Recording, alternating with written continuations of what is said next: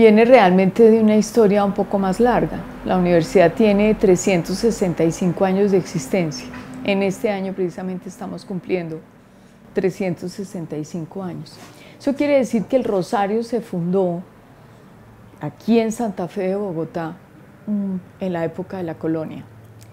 Y comienza un trabajo que se ha desarrollado desde ese momento en el campo de la educación, muy importante porque pues eso quiere decir, y no hemos parado en estos 365 años, de tal manera que la universidad ha estado vinculada al desarrollo de lo que ha sido la historia del país. ¿Qué ha pasado entonces? Muchos personajes importantes se han formado en la Universidad del Rosario.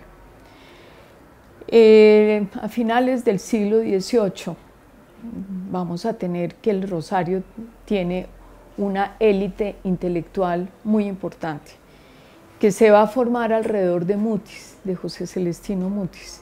Esa élite que se forma en el Rosario está compuesta de personajes muy importantes como Francisco José de Caldas, Camilo Torres, bueno, son muchísimos personajes importantísimos que van a, digamos, a crear dentro de esta sociedad incipiente unas ideas muy importantes que tienen que ver realmente con la conformación de la República después, posteriormente. En 1810 el Rosario tiene también una participación fuertísima.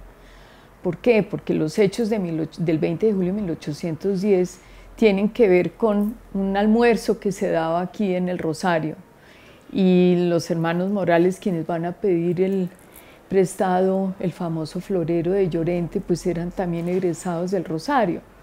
Pero digamos que eso es contada la historia un poco como light, porque de fondo hay muchas otras cosas. Y todos estos personajes van a firmar primero el acta de independencia en Santa Fe de Bogotá, otros rosaristas van a firmar otras actas también en todo lo que va a ser el territorio posteriormente de Colombia. O sea, hay una actividad y una participación total de los rosaristas.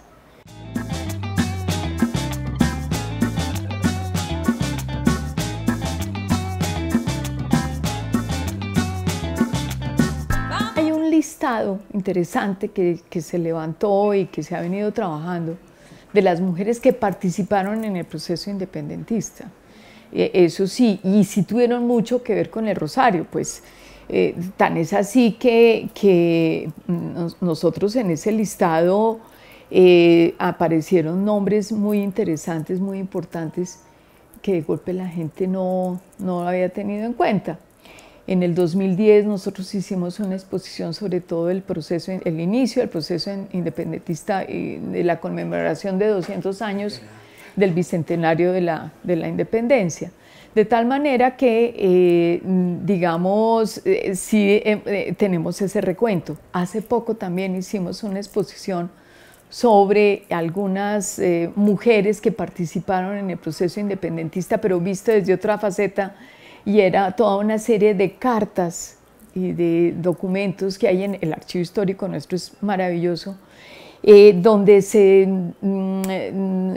muestra un poco todas esas dificultades de las mujeres en esa época, porque quedaban viudas o perdían a sus hijos, y eso es otra faceta interesantísima. Lo más interesante de eso es que esas mujeres no era solamente porque estuvieran al lado de algún hombre que participara del proceso, ayudándole con la comida o lavándole la ropa, sino que también ellas participaron porque fueron también espías y también lucharon.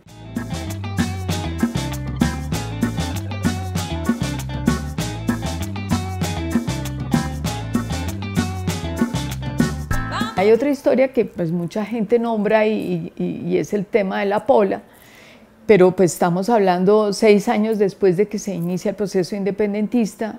Llega pues Pablo Morillo a esta región a pacificar, entre comillas, a pacificar, y bueno, se toma el claustro del Rosario, lo toma por cárcel y va a tener ahí precisamente encarcelados a un gran número de rosaristas, que eran los que tenía él detectados como que habían hecho parte de esa guerra que se estaba llevando a cabo y los fusila. Y muchos de ellos pues van a morir aquí cerca del Rosario. Es un momento absolutamente terrible.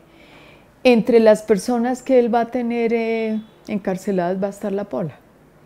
Y ella pasa una última noche en una de las aulas del claustro.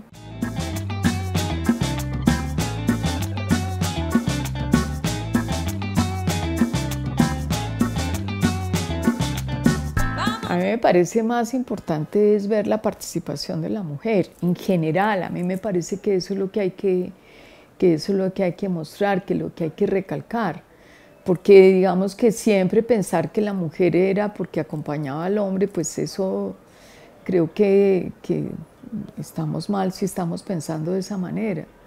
La mujer tenía un papel importante y sí, evidentemente eran espías, se vestían de hombres, todo eso, también empuñaron armas, pero pues digamos que eso no sería lo relevante es su participación como un ser pensante, como un ser activo, como un ser humano deseoso de libertad y de poder expresar sus ideas.